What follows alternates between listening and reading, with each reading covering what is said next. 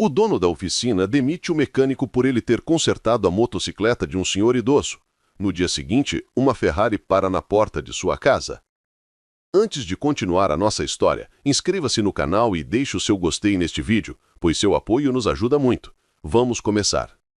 Pelo amor de Deus, meu filho, o senhor precisa me ajudar. Eu não posso falhar com ela hoje. A voz do homem tremia, quase sumindo com o barulho da chuva forte que batia no telhado de zinco da oficina. Minhas mãos estavam sujas de graxa e eu já tinha baixado metade da porta de aço. O expediente tinha acabado. O relógio na parede, coberto de poeira, marcava quase 7 da noite. Eu estava exausto. Minhas costas doíam de ficar curvado o dia todo embaixo de carros e motos, ouvindo reclamações. Olhei para aquele senhor. Ele estava ensopado. A capa de chuva amarela não tinha dado conta do aguaceiro que caía lá fora. A moto dele, uma velhinha guerreira, que já devia ter rodado o mundo, tinha morrido bem na entrada da rampa. Senhor, a oficina já fechou, eu disse, sentindo um aperto no coração, mas lembrando das regras rígidas do meu patrão. O sistema já foi desligado. Se o Fabiano, o dono daqui, souber que eu peguei serviço fora de hora... O idoso segurou meu braço. As mãos dele eram calejadas, mãos de quem trabalhou a vida toda, iguais às minhas. É o aniversário da minha neta, ele disse, e os olhos dele marejaram. Ela vai fazer 10 anos. Eu prometi que estaria lá para soprar a vela. É longe daqui, meu filho. Se essa moto não pegar, eu não chego. E eu não tenho dinheiro para táxi. Aquilo me desmontou. Eu sabia o que era não ter dinheiro. Eu sabia o que era prometer algo para alguém que a gente ama e ter medo de não cumprir. Lembrei na hora da minha mãe, em casa, esperando eu chegar com o remédio da pressão. Respirei fundo, olhei para a câmera de segurança no canto da parede. A luzinha vermelha estava acesa. Fabiano, meu patrão, via tudo. Ele sempre dizia, Cláudio, cliente bom é cliente que paga caro. Caridade a gente faz na igreja, aqui é comércio. Mas o Fabiano não estava lá. Só estava eu, aquele senhor desesperado e a chuva. Traz a moto para dentro, falei rápido. Vamos ver o que é. O rosto do velhinho se iluminou de um jeito que valia mais que qualquer gorjeta. Ele empurrou a moto. Eu peguei minha caixa de ferramentas, aquela que eu sonhava um dia usar na minha própria oficina, e comecei a trabalhar. Não demorou para eu achar o problema. Era uma peça simples no carburador, coisa de desgaste. Mas eu precisava trocar. Corri até o estoque. A peça estava lá, na prateleira. O problema é que eu não podia dar baixa no sistema sem abrir uma ordem de serviço. E se eu abrisse a ordem, o preço seria absurdo, muito mais do que aquele senhor parecia poder pagar. E ele já tinha dito que estava curto de dinheiro. Peguei a peça. Olhei o preço de custo na etiqueta. Era o valor exato que eu tinha no bolso para comprar o meu jantar e completar o dinheiro do remédio da minha mãe. Fiquei ali parado no meio das prateleiras com a peça na mão. Se eu usasse a peça da oficina, o Fabiano ia descontar do meu salário com multa. Se eu não usasse, o senhor ia ficar na chuva. Deus proverá, sussurrei para mim mesmo. Tirei o dinheiro do meu bolso, coloquei na caixinha onde a gente deixava o pagamento de pequenas peças à vista e anotei num papelzinho. Pago por Cláudio. Eu estava pagando para trabalhar. Parecia loucura, mas eu não conseguia ser diferente. Voltei para a moto. O senhor me olhava com ansiedade, torcendo as mãos. Vai dar certo? Perguntou. Vai sim, me dá 5 minutos. Trabalhei rápido. Minhas mãos conheciam cada parafuso, cada mangueira. Eu era bom nisso. Eu amava consertar coisas, trazer vida de volta para as máquinas. Enquanto apertava os parafusos, o senhor começou a falar. Disse que tinha passado anos difíceis, que tinha se afastado da família por orgulho, mas que hoje era um dia de recomeço. Ele não disse o nome, nem o que fazia, apenas que aquela festa era a coisa mais importante do mundo para ele naquele momento. Pronto, eu disse, limpando o suor da testa com o antebraço. Dei a partida na moto. O motor roncou redondo, suave. O senhor sorriu, um sorriso largo, de alívio puro. Quanto é, meu jovem? Ele perguntou, já enfiando a mão no bolso molhado. Nada, respondi. A peça eu tinha uma sobrando aí, e a mão de obra é por conta da casa. O senhor já está atrasado, vá ver sua mata. Ele parou. Ficou me olhando fixamente por alguns segundos, como se estivesse tentando ler minha alma. Você é um homem bom, ele disse, sério. Raridade hoje em dia. Qual o seu nome? Cláudio. Cláudio, ele repetiu como se quisesse decorar. Obrigado, Cláudio. Você salvou meu dia. Deus te abençoe. Ele montou na moto e acelerou, sumindo na chuva torrencial. Fiquei ali, sozinho de novo, com o cheiro de gasolina e chuva molhada. Fechei a porta de aço, tranquei os cadeados. Enquanto caminhava para o ponto de ônibus, a chuva gelada batia no meu rosto. Eu estava sem dinheiro para o jantar e teria que conversar na farmácia para eles me venderem o remédio fiado, até eu receber. Mas por dentro eu estava quente, uma sensação boa de dever cumprido. Eu sabia que o Fabiano, o meu patrão, era um homem difícil. Ele só pensava em lucro, em levar vantagem. Ele me humilhava quase todo dia, dizendo que eu era mole, que eu nunca ia crescer na vida porque tinha coração de manteiga. Talvez ele estivesse certo sobre o dinheiro, mas eu preferia ter o bolso vazio e a consciência limpa. Cheguei em casa à tarde. Minha mãe, Dona Elza, estava na sala, enrolada numa coberta. "Demorou, filho", ela disse com a voz fraca. "Tive um contratempo na oficina, mãe, mas deu tudo certo." Dei o remédio para ela, que consegui comprar pedindo um favor ao farmacêutico amigo nosso, e fui deitar com a barriga roncando. Enquanto olhava para as manchas de umidade no teto do meu quarto, fiquei pensando no senhor da moto. Esperava que ele tivesse chegado a tempo. Esperava que a neta tivesse ficado feliz. Mal sabia eu que aquele pequeno gesto, feito no escuro de uma oficina de bairro, numa noite de chuva, estava prestes a virar minha vida de cabeça para baixo. Eu não sabia, mas a tempestade de verdade ainda estava por vir, e ela tinha nome e sobrenome: Fabiano. Adormeci preocupado com as contas, com o aluguel atrasado e com o humor do chefe no dia seguinte. Mas, no fundo, eu tinha certeza de que faria tudo de novo, porque a gente é o que a gente faz quando ninguém está olhando. O sol mal tinha nascido quando cheguei na oficina no dia seguinte. Apesar da noite mal dormida, eu tentava manter o pensamento positivo. Hoje é um novo dia. Repeti para mim mesmo enquanto destrancava o meu armário. O cheiro de óleo e borracha queimada era familiar. Era o cheiro da minha vida. Eu gostava dali, apesar de tudo. Mas aquele dia tinha algo diferente no ar. Um silêncio pesado. Geralmente, o Fabiano, o dono, só aparecia depois das 10 horas. Ele gostava de dormir até mais tarde e chegar com pose de patrão, gritando ordens. Mas, para minha surpresa, a sala de vidro dele, que ficava num mezanino, de onde ele vigiava a gente como um gavião, já estava com a luz acesa. Meu coração deu uma leve falhada. Ele estava lá. Comecei a organizar minha bancada, tentando agir naturalmente. Peguei um pano para limpar as chaves, mas minhas mãos tremiam um pouco. Eu sabia que não tinha feito nada de errado, tinha apagado a peça, mas conhecia o gênio do homem. "Cláudio, na minha sala, agora!" A voz dele ecoou pelo galpão, abafando o som do rádio que o borracheiro a tinha acabado de ligar. Todos os outros funcionários pararam o que estavam fazendo. O silêncio voltou, mais pesado do que antes.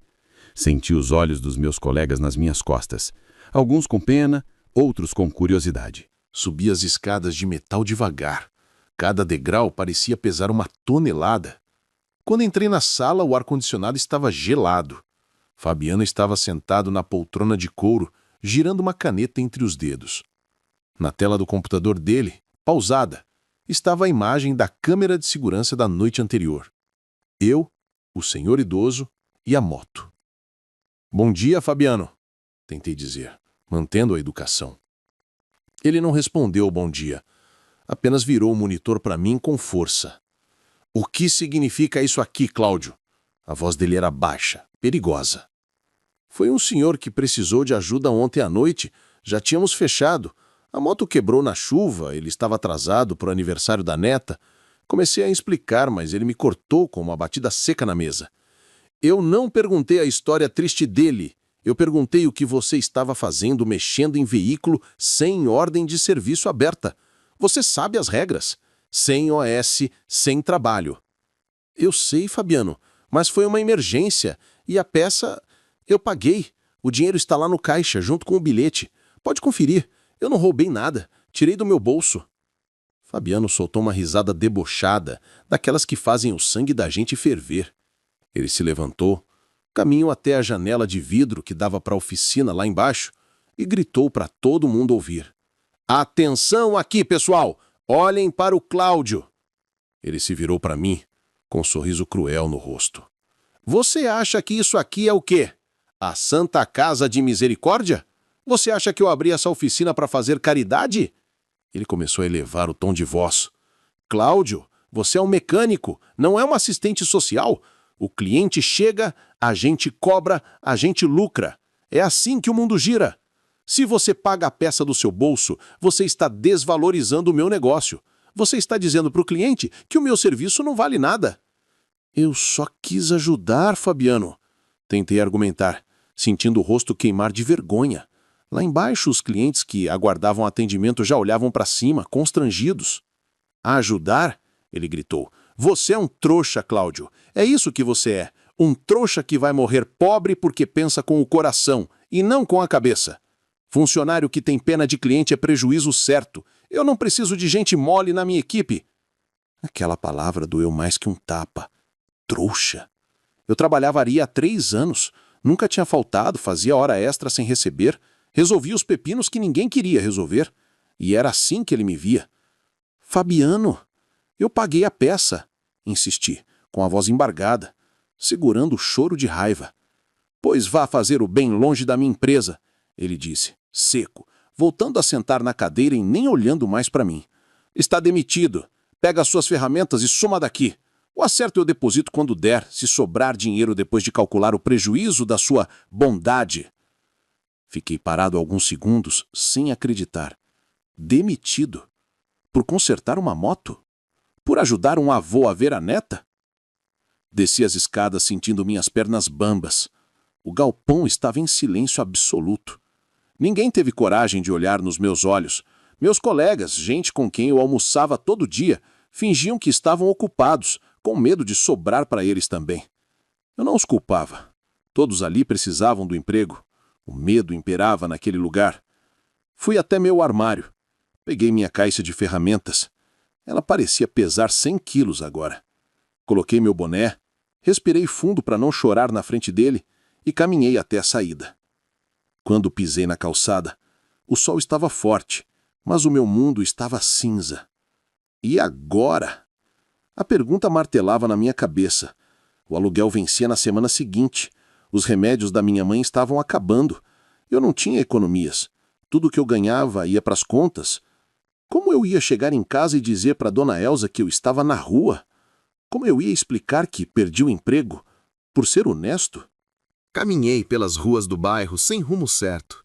A vergonha me consumia. Eu me sentia pequeno, humilhado. A voz do Fabiano ecoava na minha mente. Você é um trouxa, vai morrer pobre. Será que ele tinha razão? Será que nesse mundo só os espertos, os que passam a perna nos outros, é que vencem? Cheguei em casa e encontrei minha mãe na cozinha, fazendo café.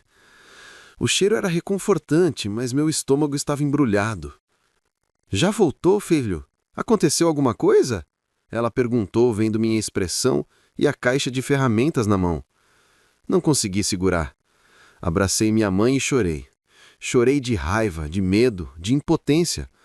Contei tudo para ela. Sobre o senhor na chuva, sobre a peça paga, sobre a humilhação na frente de todos. Ela acariciou minha cabeça, como fazia quando eu era criança. Não chore, meu filho. Você fez o certo. Deus não dorme. Quem planta o bem, colhe o bem. O Fabiano pode ter o dinheiro, mas ele não tem a sua paz. Passei o resto do dia e a noite inteira em claro. Deitado na cama, ouvindo os grilos lá fora, o medo do futuro me apertava o peito.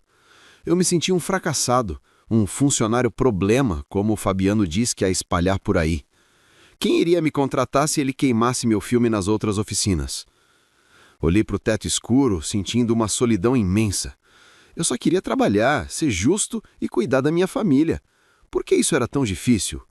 Por que a bondade parecia ser um defeito? Adormeci exausto, sem saber que enquanto eu chorava minhas perdas, o destino já estava manobrando uma curva fechada na minha vida. E essa curva viria sobre 4 rodas e com um motor potente. A manhã seguinte amanheceu cinza, combinando perfeitamente com o meu estado de espírito. Acordei com o barulho do caminhão do gás passando na rua, mas não tive forças para levantar da cama de imediato. Fiquei olhando para as minhas mãos calejadas, mãos que consertaram centenas de motores, que salvaram o dia de tanta gente e que agora estavam vazias, sem trabalho. Minha mãe, Dona Elza, tentava me animar na cozinha. O cheiro de pão na chapa invadia a casa simples, mas meu estômago estava fechado. Vai dar tudo certo, filho. Tome seu café e vá à luta.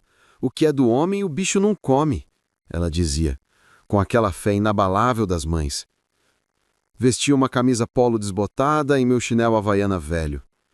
Peguei uma pasta de plástico onde guardavam os currículos impressos há anos. Eu precisava sair, bater perna, implorar por uma vaga em qualquer oficina que me aceitasse, mesmo sabendo que o Fabiano poderia sujar meu nome no mercado. Caminhei até o portão de ferro enferrujado da nossa casa. A rua era calma, daquelas onde os vizinhos colocam cadeira na calçada no fim da tarde. Mas naquele momento, um som diferente começou a crescer. Não era o som de ônibus, nem de caminhão, nem das motos barulhentas dos entregadores. Era um ronco grave, poderoso, um som que fazia o chão vibrar levemente. Como mecânico, eu conhecia aquele som. Era música para os meus ouvidos. Motor V8, talvez V12. Alta performance, coisa fina. Parei com a mão no trinco do portão. O barulho foi ficando mais alto e, de repente, na esquina da minha rua esburacada, apareceu algo que parecia uma nave espacial. Uma Ferrari azul metálica, baixa, larga, brilhando tanto que refletia o sol que tentava sair entre as nuvens. Atrás dela, 2 sedãs pretos grandes e blindados acompanhavam o ritmo devagar. A vizinhança parou. A Dona Maria da padaria saiu na porta limpando a mão no avental. O seu Zé, que varria a calçada, ficou estático com a vassoura no ar. Ninguém nunca tinha visto uma máquina daquelas no nosso bairro. Eu fiquei paralisado. Pensei, deve estar perdida. O GPS mandou errado. Mas a Ferrari não seguiu reto. Ela diminuiu a velocidade bem na frente da minha casa. O motor deu um último rugido antes de silenciar. Os carros pretos pararam logo atrás, bloqueando a rua estreita. Homens de terno e óculos escuros desceram rapidamente e se posicionaram, olhando em volta. Meu coração disparou. Será a polícia? Será algum engano?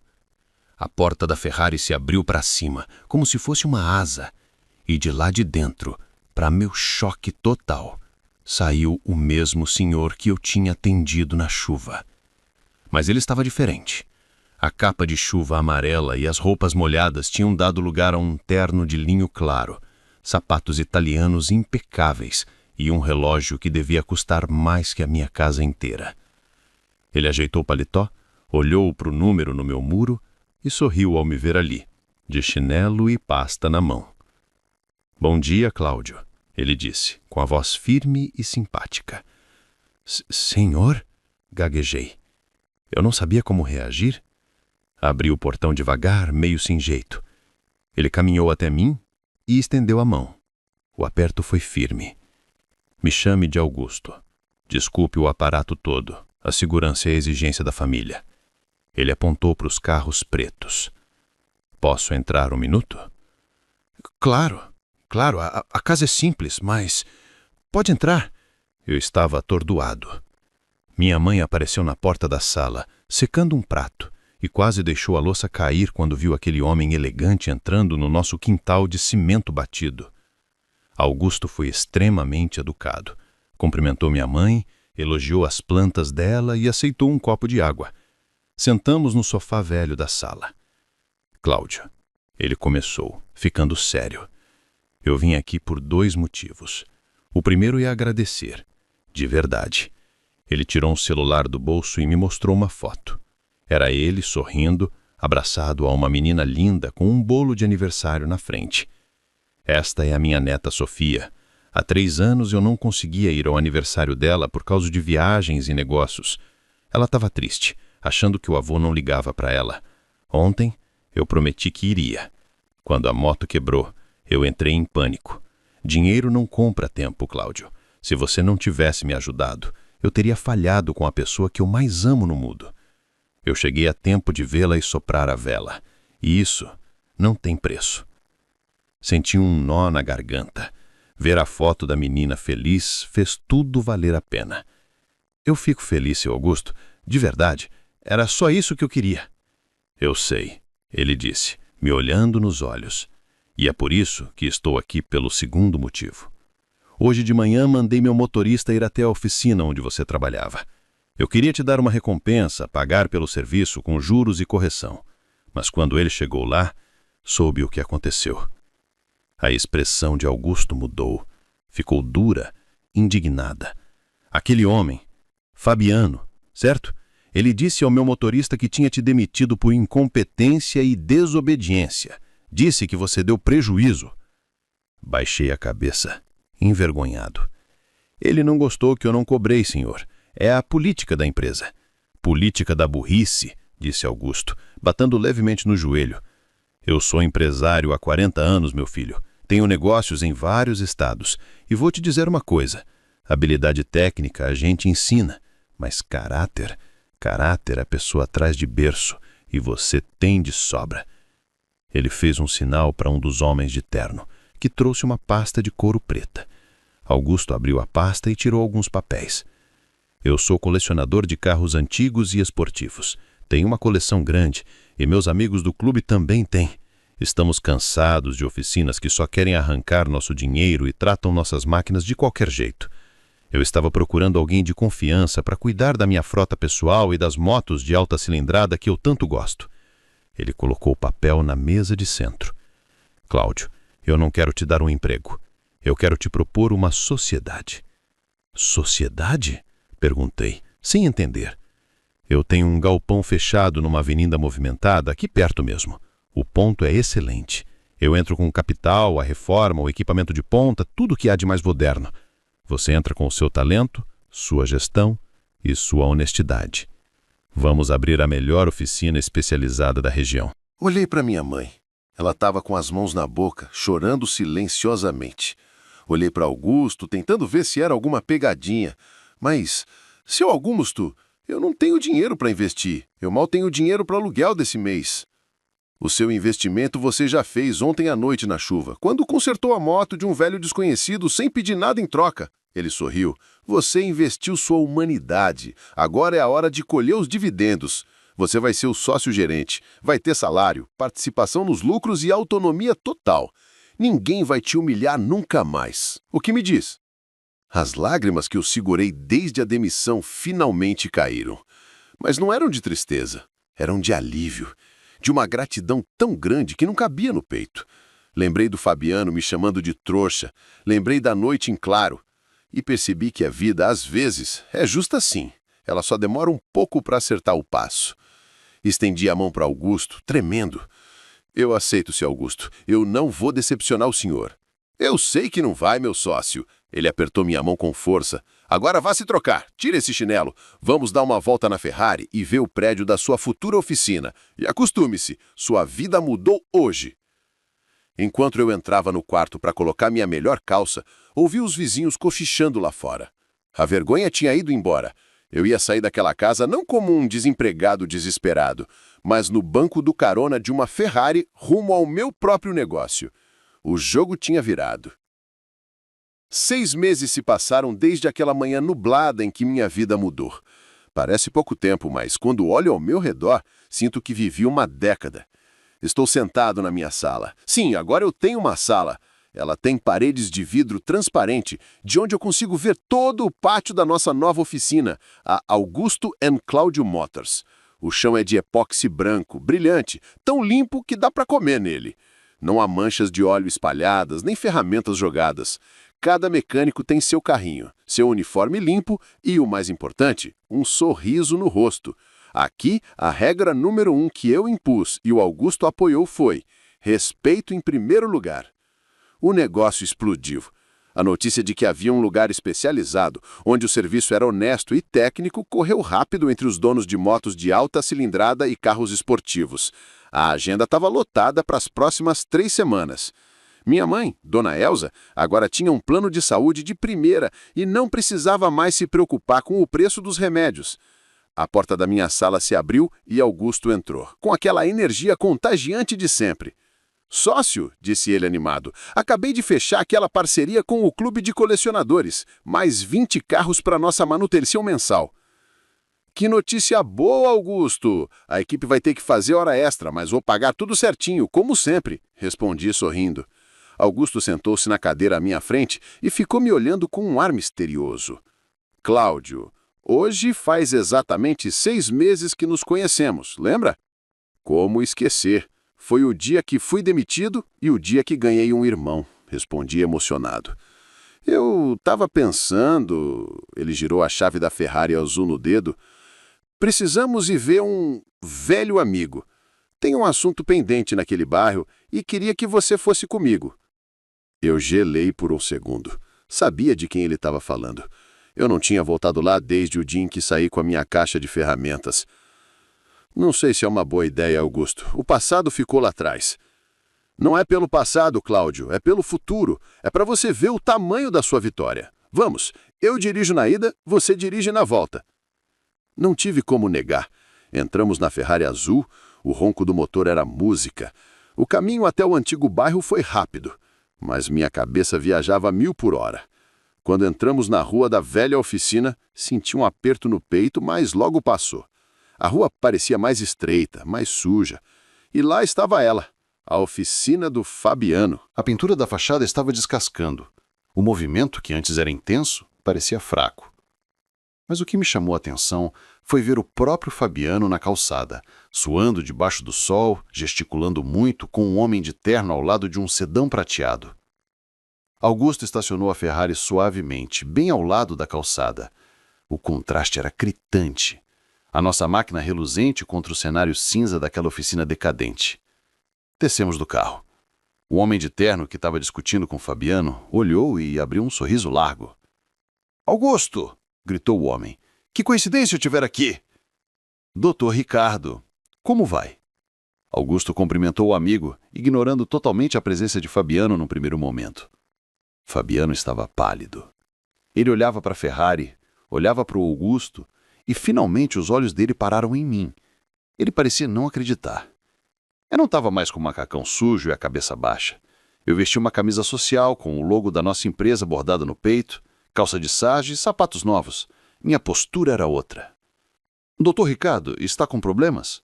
"Pois é, Augusto. Trouxe o carro da minha esposa aqui por indicação, mas estou há 40 minutos discutindo. O orçamento mudou 3 vezes e o serviço nem começou. Uma bagunça." Fabiano tentou intervir, gaguejando. "Não, veja bem, doutor. É que as peças subiram, o mercado está difícil."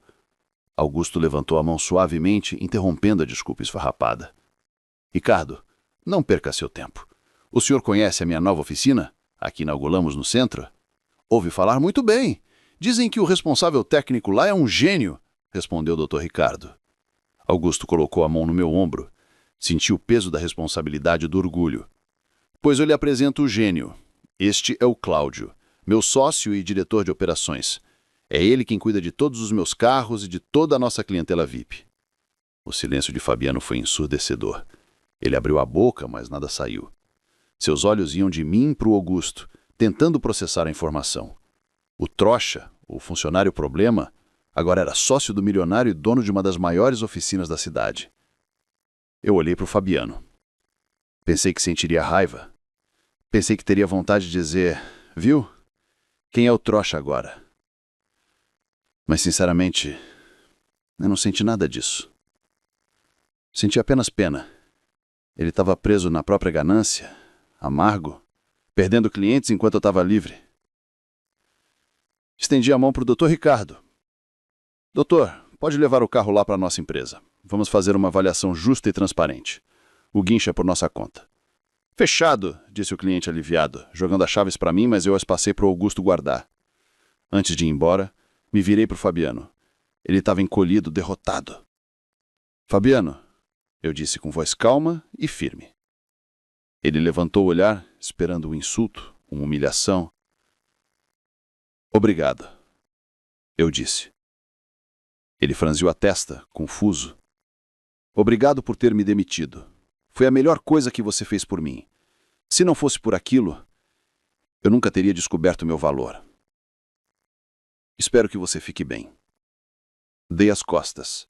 Não esperei resposta. A vingança não precisa de gritos. O sucesso fala mais alto. Augusto jogou as chaves da Ferrari para mim. "É com você, sócio. Leva a gente para casa." Entrei no banco do motorista. O couro abraçou minhas costas, ajustei o retrovisor.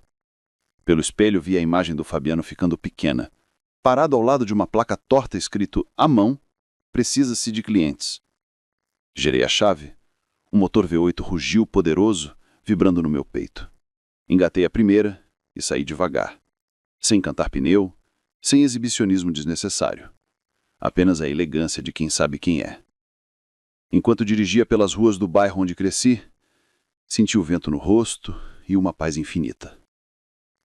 Eu não precisava provar nada para ninguém. Eu tinha minha família, meu negócio, minha dignidade. O mundo dá voltas, pensei. E felizmente agora eu estava no comando do volante.